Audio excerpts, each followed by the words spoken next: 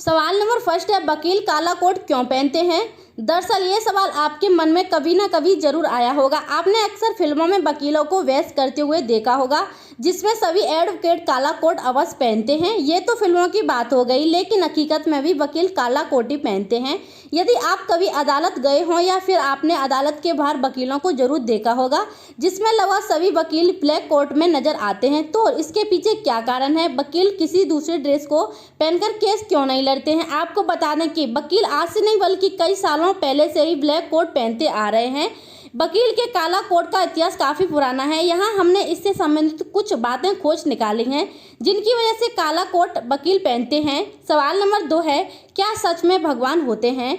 दरअसल भगवान कहें या ईश्वर, परमात्मा सब एक ही हैं। हर जगह लोग ईश्वर को मानने वाले भी हैं और नहीं भी। हर देश में कुछ ऐसे लोग भी हैं जिन्हें ईश्वर पर भरोसा नहीं है। यह लोगों का अंधविश्वास है। ईश्वर जैसी केवल इंसान की कल्पना है। हमेशा से ही ईश्वर को मानने वाले और ना मानने वालों में विवाद बना रहा है।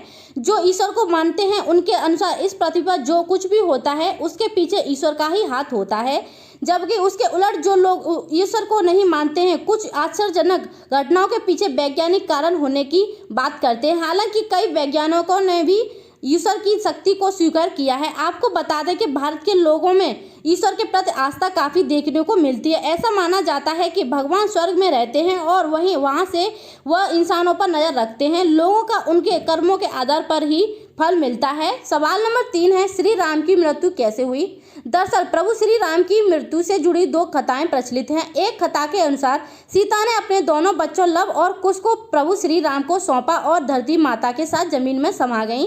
सीता के जाने से प्रभु श्री राम इतने दुखी हो गए कि उन्होंने यमराज से सहमति लेकर सरयू नदी में जल समाधि ले ली। दूसरी कथा के अनुसार एक बार हनुमान जी के अयोध्या में नहीं रहने पर यमदेव वेश बदलकर अयोध्या आए। उन्होंने श्री राम से अकेले में बात करने की बात कही। श्री राम ने लक्ष्मण को आदेश दिया कि कोई भी उन्हें परेशान ना करे, लेकिन हालात ऐसे बने कि लक्ष्मण को उन्हें बीच में टोकना पड़ा।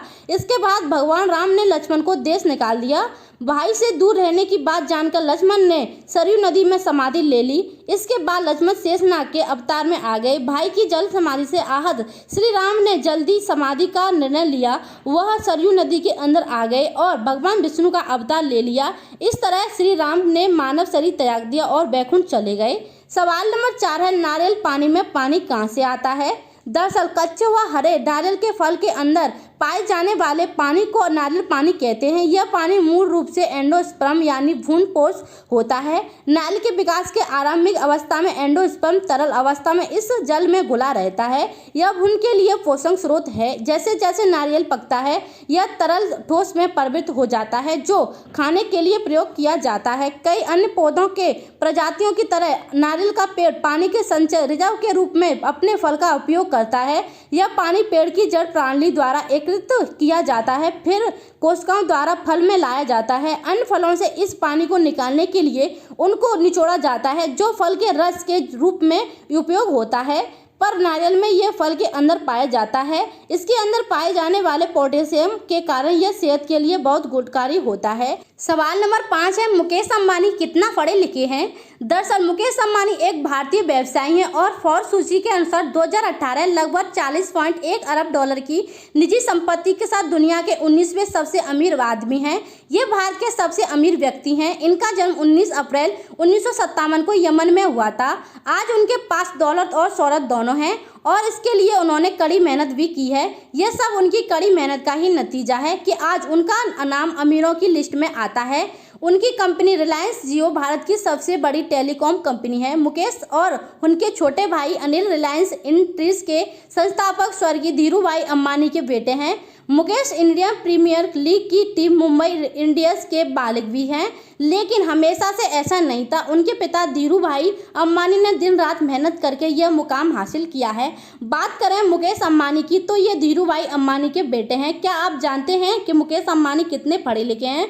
आपको बता दें कि देश के सबसे अमीर व्यक्ति मुकेश अंबानी ने यूनिवर्सिटी ऑफ बॉम्बे से साइंस इन इंजीनियरिंग में ग्रेजुएशन किया है। हालांकि उन्होंने स्टैनफोर्ड यूनिवर्सिटी में पढ़ाई बीच में ही छोड़ दी थी, लेकिन पढ़ाई बीच में छोड़ने के बावजूद भी अपने बिजनेस माइंड के कारण उन्होंने सफलता प्राप्त की और आज देश को उन पर नाज है। तो दोस्तों वीडियो कैसा लगा कमेंट में जरूर लिखना और चैनल पर नए तो चैनल को सब्सक्राइब करके नोटिफिकेशन को ऑन कर लें। धन्यवाद।